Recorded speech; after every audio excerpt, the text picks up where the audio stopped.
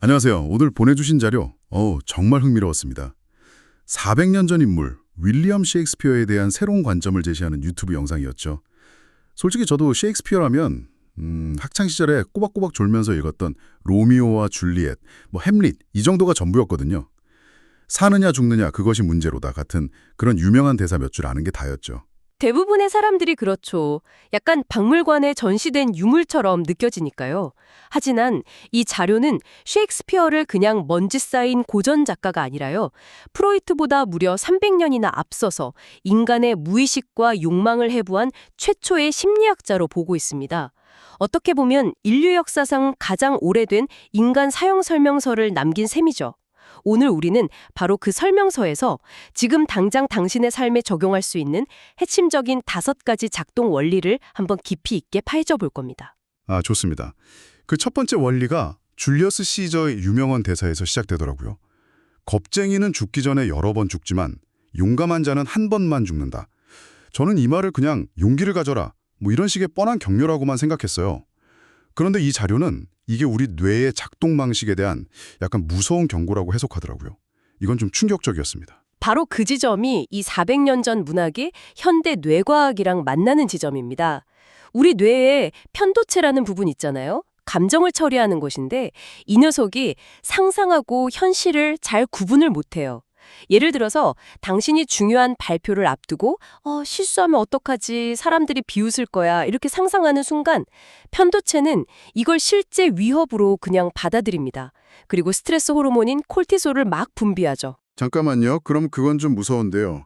제가 걱정이 좀 많은 편이라서 최악의 시나리오를 막 수십 가지씩 떠올리는 게 습관이거든요. 그게 더 철저하게 대비하는 방법이라고 생각했고요. 그런데 그럴 때마다 제 몸은 실제로 그 끔찍한 일들을 겪는 거랑 똑같은 스트레스를 받고 있었다는 뜻이잖아요. 이건 대비가 아니라 매일 그냥 스스로를 고문하고 있었던 거네요. 바로 그겁니다. 그게 셰익스피어가 말한 여러 번의 죽음의 과학적 실체인 거죠.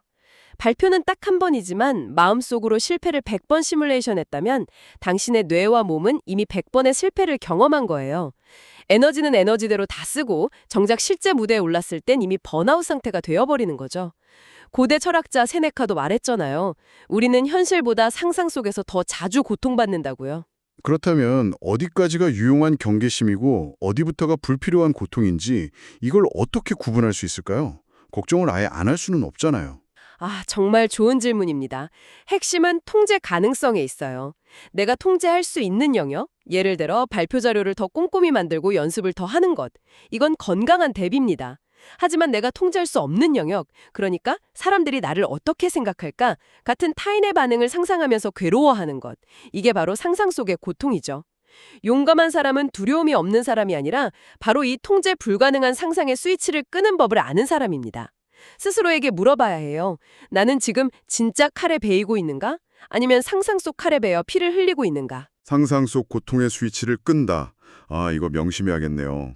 그렇게 불필요한 두려움을 걷어내고 행동에 나섰다고 해보죠. 그럼 그 다음엔 결과가 따라오겠죠? 셰익스피어는 끝이 좋으면 모든 것이 좋다고 아주 단호하게 말하는데 사실 전 이 말에 쉽게 동의하기가 좀 어려웠어요. 과정이 아무리 힘들고 끔찍했어도 결과만 좋으면 다 괜찮다는 건 너무 결과지상주의적인 태도 아닐까요? 과정의 아픔이나 상처는 그냥 무시해도 되는 건가요? 그 지점이 바로 이 문장의 오해와 진실이 갈리는 부분입니다. 이건 결과가 과정을 정당화한다, 이런 윤리적인 말이 아니에요. 인간의 기억이 얼마나 허술하고 또 주관적으로 편집되는지를 꿰뚫어본 정말 놀라운 심리학적 통찰이죠. 노벨 경제학상 수상자인 데니엘 커너먼이 피크앤드 법칙이라는 이론으로 이걸 증명했습니다. 피크앤드 법칙이요? 처음 들어보는데요. 인간은 어떤 경험을 전체의 총합이나 평균으로 기억하는 게 아니고요. 가장 감정이 고조됐던 순간, 즉 피크랑 맨 마지막 순간, 엔드, 이 2가지만으로 전체를 평가해버린다는 이론이에요. 예를 들어볼까요? 2시간 내내 지루하고 재미없던 영화라도 마지막 10분 엔딩 장면이 엄청난 감동과 반전을 줬어요. 그러면 우리는 그 영화를 걸작으로 기억합니다. 반대로 초반 1시간 방이 아무리 흥미진진했어도 결말이 허무하게 끝나면 최악의 영화로 기억하죠. 듣고 보니 정말 그러네요. 제가 몇 년간 정말 힘들게 준비했던 프로젝트가 있었는데 과정 내내 너무 고통스러워서 다시는 겪고 싶지 않다고 생각했거든요. 그런데 마지막에 성공적으로 마무리되고 다 함께 축하 파티를 했던 그 순간의 기억 때문에 지금은 그 모든 과정이 보람있고 값진 경험으로 남아있어요. 제 기억이 그렇게 편집된 거였군요. 정확히 경험하셨네요. 10년간 치열하게 싸우면서 힘들었던 부부 관계도요. 마지막 이별의 순간에 서로를 진심으로 존중하고 축복하면서 마무리했다면 그 10년은 서로를 성장시킨 성숙한 사랑으로 기억될 수 있습니다. 마지막 장면이 영화 전체의 장르를 비극에서 성장 드라마로 바꿔버리는 거죠. 셰익스피어는 우리에게 인생이라는 영화의 편집권을 쥐어준 겁니다. 지금 이 순간이 아무리 고통스럽고 비극처럼 느껴져도 아직 엔딩 크레딧은 올라가지 않았다는 뜻입니다. 와, 이건 정말 엄청난 관점의 전환인데요. 저는 지금까지 과거의 실패는 바꿀 수 없는 사실이라고만 생각했는데 그 과거에 대한 기억이나 평가는 지금 이 순간의 행동으로 얼마든지 바꿀 수 있다는 거잖아요. 그럼 당장 오늘을 다르게 살아야 할 이유가 생기는 거군요. 맞습니다. 영화 베스트 엑조틱 메리골드 호텔의 유명한 대사가 있죠. 결국엔 다 괜찮아질 것이다. 만약 아직 괜찮지 않다면 그건 아직 끝이 아니기 때문이다. 지금 이 장면이 마음에 들지 않는다면 카메라를 끄지 말고 해피엔딩이 될 때까지 다음 장면을 계속 찍어 나가면 됩니다. 기억을 편집해서 과거의 아픔을 희망으로 바꿀 수 있다는 건 알겠습니다. 하지만 당장 오늘 하루를 살아가 힘조차 없다고 느끼는 사람도 많을 거예요. 현실의 무게가 너무 무겁게 느껴질 때 말이죠. 셰익스피어는 이런 에너지 고갈의 문제에 대해서도 해답을 가지고 있더라고요. 세상에서 가장 무거운 것을 태산에 비유하면서 참된 사랑의 힘은 태산보다 강하다라고요. 이 말을 그저 낭만적인 연애의 한 구절로만 해석하면 셰익스피어의 의도를 절반도 이해하지 못하는 겁니다. 여기서 말하는 사랑은 훨씬 더 광범위한 개념이에요. 당신이 하는 일에 대한 지독한 몰입, 당신의 꿈에 대한 열정, 가족과 공동체에 대한 헌신까지 이걸 전부 포함하는 이성을 마비시키는 강력한 에너지원을 의미하죠. 이성을 마비시킨다는 표현이 재미있네요. 보통 사랑은 감성의 영역이고 현실의 문제를 해결하려면 이성적인 계산이 필요하다고 생각하잖아요. 영화 인터스텔라에서도 시공간을 초월하는 유일한 힘으로 사랑을 이야기하죠. 왜일까요? 사랑은 이걸 해서 나한테 무슨 이득이 있지? 이런 비용 편익 분석을 건너뛰게 만들기 때문입니다. 자식을 위해 목숨을 거는 부모는 유전자를 남기기 위한 본능, 이런 것 계산하지 않습니다. 평생을 바쳐 한 가지를 연구하는 과학자는 그 끝에 부와 명예가 있을지 계산하지 않아요. 그 행위 자체가 목적이고 기쁨이 되는 상태, 니체가 말한 힘의 의지가 발현되는 상태가 바로 사랑입니다. 그렇군요. 이 일을 해서 월급을 얼마나 받을까? 이걸 해서 남들이 나를 인정해 줄까? 이런 걸 계산하는 사람은 작은 돌뿌리에도 쉽게 지쳐 넘어지지만 그 일을 미치도록 사랑하는 사람은 에베레스트 산도 동네 뒷산처럼 성큼성큼 넘어가는 거군요. 바로 그겁니다. 현실의 무게가 태산처럼 느껴진다면 방법은 두 가지입니다. 태산을 깎아내리거나 아니면 태산보다 더 큰 힘을 갖는 거죠. 하지만 현실이라는 태산을 우리가 맘대로 깎아낼 수는 없잖아요. 결국 우리가 할 수 있는 유일한 방법은 내 안에서 태산보다 더 큰 사랑을 발견하는 겁니다. 스스로에게 물어봐야 합니다. 지금 나를 움직이는 연료는 계산기인가 아니면 심장인가? 심장에서 뿜어져 나오는 사랑이라는 강력한 연료를 채웠다면 이제는 길을 찾아 나서야겠죠. 그런데 많은 사람들이 언젠가 기회가 오겠지라면서 막연히 기다리기만 합니다. 셰익스피어는 이런 태도를 정말 따끔하게 지적하더라고요. 구하면 못 얻을 것이 없다. 그러나 사람들은 입을 벌리고 감이 떨어지기만을 기다린다. 400년 전 사람도 요즘 사람들이랑 똑같은 고민을 했나 봅니다. ES를 완벽하게 설명하고 있습니다.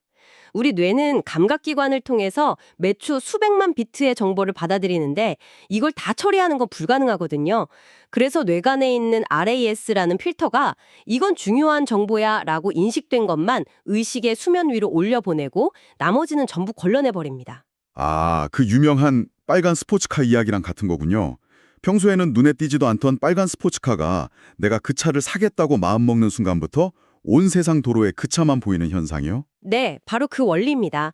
도로에 빨간 스포츠카가 갑자기 많아진 게 아니죠. 당신이 당신의 뇌 RAS에게 이제부터 빨간 스포츠카를 찾아내 라는 명령을 내렸기 때문에 뇌가 그 정보에 우선순위를 부여하고 당신의 의식에 계속 띄워주는 겁니다. 이게 바로 구하면 얻는다의 과학적 원리입니다. 그래서 제가 맨날 주차 자리를 못 찾나 봐요. 이 시간에 주차 자리가 있을 리가 없어 라고 생각하고 운전하니까 제 뇌가 아예 비어있는 주차 공간을 소음으로 처리해서 지워버리는 걸지도 모르겠네요. 충분히 가능성 있는 이야기입니다.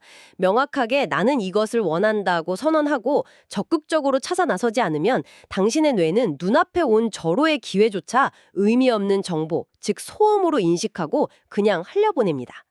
감나무 밑에서 입 벌리고 기다리는 것은 인내심이 아니라 자신의 뇌를 방치하는 직무유기인 셈이죠. 우주는 침묵하는 자에게는 질문지를 건네주지 않습니다. 좋습니다. 이제 마음속 두려움을 끄고 사랑이라는 연료를 채우고 뇌의 검색 엔진까지 켰습니다. 이제 원하는 것을 향해 달려가기만 하면 될 것 같은데 이 자료는 여기에 마지막 함정이 있다고 경고하더라고요. 셰익스피어는 베니스의 상인을 통해 말하죠. 모든 반짝이는 것이 금은 아니다. 이 경고는 어쩌면 오늘날 우리에게 가장 필요한 말일지도 모릅니다. 소셜미디어 피드를 열면 온통 반짝이는 것들 뿐이잖아요. 화려한 명품, 고급 레스토랑, 해외여행 사진, 월 1억 버는 법 같은 자극적인 성공 신화들. 우리는 그 반짝임에 너무 쉽게 매료됩니다. 심리학에서는 이걸 후광 효과, 헬로 에펙트라고 부릅니다. 겉모습이 화려하면 그 내용물이나 본질도 훌륭할 것이라고 무의식적으로 착각하는 거죠. 제가 좇고 있는 목표가 진짜 내로 원하는 순금인지 아니면 그저 남들이 좋다고 해서 혹은 겉보기에 화려해서 쫓고 있는 도금된 가짜인지 이걸 구분해야 한다는 뜻이겠네요. 셰익스피어는 한술 더 떠서 금 도금된 무덤 속에는 구더기가 들어있을 수 있다고까지 말하죠. 표현이 정말 살벌합니다. 그만큼 강력한 경고인 셈이죠. 예를 들어 많은 사람들이 대기업 입사나 전문직 자격증 취득을 순금이라고 생각합니다. 사회적으로 반짝이는 목표니까요. 하지만 막상 그 안에 들어가 보니 자신의 가치관과는 전혀 맞지 않는 조직 문화와 과도한 업무 스트레스 때문에 매일같이 구더기가 들끓는 무덤 속에 갇힌 기분을 느끼는 사람들도 많습니다. 남들이 부러워하는 삶이 반드시 당신에게도 금이 되는 것은 아니라는 겁니다. 듣고 보니 진짜 금은 오히려 처음에는 아주 투박하고 볼품없는 돌덩이처럼 보일 수도 있겠다 이런 생각이 드네요. 남들이 알아주지 않는 분야에서 묵묵히 실력을 쌓는 고독한 시간이라든지 화려하진 않지만 매일 소소한 행복을 주는 관계라든지 하는 것들이요. 핵심을 짚으셨습니다. 진짜 금은 지루해 보이는 반복적인 훈련 속에, 남들이 알아주지 않는 고독한 탐구 속에, 화려하지 않은 소박한 일상 속에 숨겨져 있는 경우가 훨씬 많습니다. 중요한 건 세상의 조명이 어디를 비추느냐가 아니라 당신의 내면이 무엇에 반응해서 스스로 빛을 내느냐입니다. 밖에서 빌려온 빛은 언젠가 반드시 꺼지기 마련이니까요. 자, 이렇게 셰익스피어가 400년의 시간을 건너 우리에게 건넨 5가지 인생의 작동 원리를 모두 살펴봤습니다. 상상 속 두려움의 스위치를 끄고 마지막 장면을 통해 과보의 기억을 재편집하며 계산이 아닌 사랑의 힘으로 움직이고 뇌의 검색 엔진을 켜서 적극적으로 기회를 포착하되 마지막 순간에는 반짝이는 껍데기가 아닌 진짜 본질을 꿰뚫어 보라는 것이었네요. 셰익스피어는 희곡 뜻대로 하세요에서 온 세상은 무대요, 모든 남녀는 그저 배우일 뿐이라는 유명한 말을 남겼습니다. 이게 언뜻 들으면 인생은 허무한 연극일 뿐이다 이런 염세적인 말처럼 들릴 수 있습니다. 하지만 사실은 정반대예요.